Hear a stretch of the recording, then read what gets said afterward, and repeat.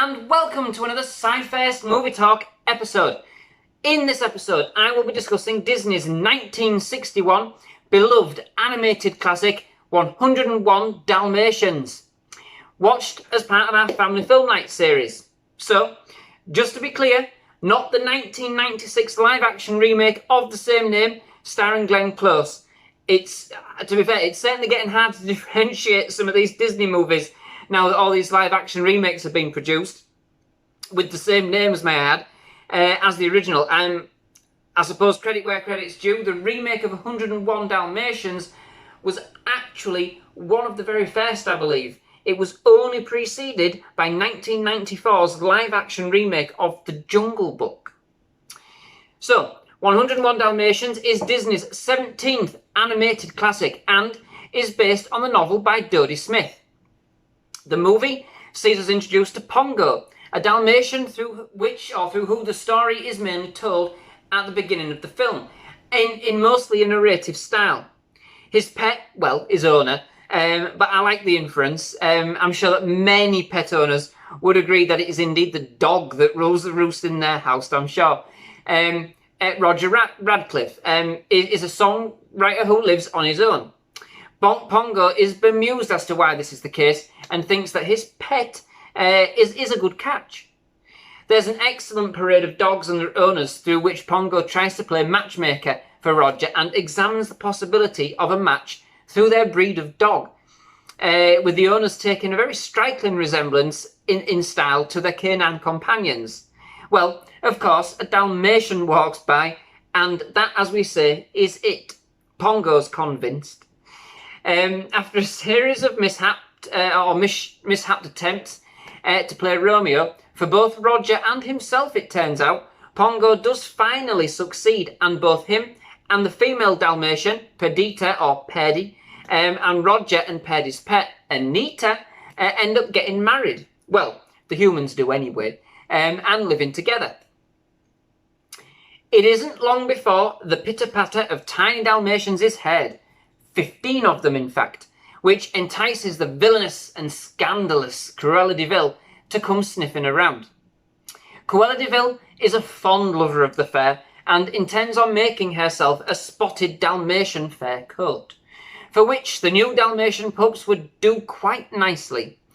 Roger and Anita refuse to give up on the puppies, much to Pongo and Perdy's delight, but Cruella has different ideas and hatches a diabolical plan, carried out by two hapless thieves, Jasper and Horace, to steal the puppies. Pongo and Perdy then embark on a perilous mission, aided by the Twilight Bark, a gossip line for dogs and other animals it may seem, which for my money is pretty good. There don't seem to be any information lost in translation. Anybody who's played the Whispers game at school will know the message always gets changed along the way. They do this in order to save their puppies, of course, from the clutches of Cruella, and unknowingly collect another 84 whilst doing so, making, of course, the magic 101. Do you know what?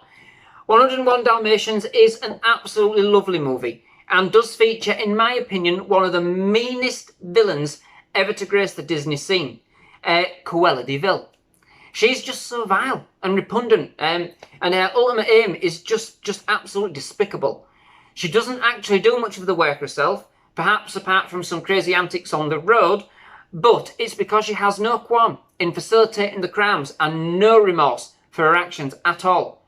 There's even a scene where she picks up the phone and it's stylized as a Red Devil headset, well, handset if you like. Even he would be afraid. I must admit that I did find the first sort of 2/3 of the movie quite dry and quite slowly paced. But the last sort of 20 minutes or so, where Pongo and Perdy launch their daring rescue, it ramps things up, basically up to another level, and definitely more than makes up for it. Once the action starts, it never really lets up right there until the very end. For the little ones, there's some quite nail-biting moments in the mix, as in the game of cat and mouse between the Dalmatians and Cruella and Shoes. Interestingly, there are only 3 songs in the film altogether, and these, bar one, take a more in-the-background kind of approach than most other Disneys. somewhat akin to Peter Pan in that respect, perhaps. Of course, there's the iconic Cruella de Vil, which I am, of course, everybody remembers the fact that the songs, but one of the songs is technically an advert, a cheesy song, played on an advert for dog food. I didn't remember that one from my childhood at all. I did find the film quite unoffensive in the main, especially given its age and some of the faux pas in some of the previous Disneys I've reviewed. I might be wrong, but there are only two brief moments that would perhaps have the potential to offend, I think. Given how evil Cruella is in the film, one thing that did get me was that as part of Pongo's escape plan, he does make the puppies and him and Paddy roll around in black soot to appear as though they were black Labradors. Well, surely they stood quite a chance that Cruella wouldn't then change her mind and then just go for a black Labrador coat instead. Well, I'm just saying. Also, wouldn't 101 black Labradors marching by look a bit suspicious in any event? Anywho, it's a kids' film.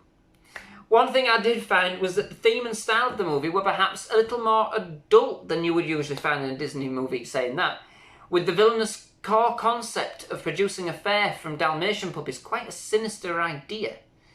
I did have quite an awkward time in trying to explain what a fare coat was, and what it meant for the puppies to a 6-year-old who had obviously had no concept of what this was up to watching this film. He was quite shocked. And I would suggest a little upset, basically to think that's what Cruella wanted the dogs for once he understood. He was alright though, in the end. Another thing I did find interesting was that if of course you discount the talking animals, which in this film I have to say couldn't talk to humans, but they could understand them, but could talk between different species, the film did not contain any magic or fantasy elements of any kind. It was a true, well, as much as possible, feet on the ground, London crime caper and daring rescue story.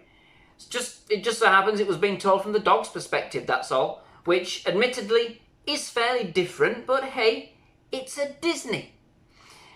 Furthermore, I did think that the style of animation was a bit different from earlier Disneys.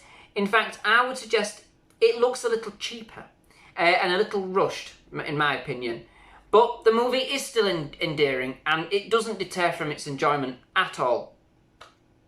So, overall, if but perhaps a bit slow to start and with some fairly adult themes, it's an absolutely charming entry into the Disney Classics range, with a fantastically devilish and evil villain Cruella de Vil. A timeless classic which will have you howling. See what I did there? In your seats, basically. Well, on the edge of them anyway. By the time the finale comes around. So, that brings me to the end of this episode. Many thanks for watching. I do hope you've enjoyed it. Please do hit that subscribe button, but please do leave a like on this video if you did like it. And do please check out all the other reviews on my YouTube channel. But otherwise, thank you very much for watching. Goodbye.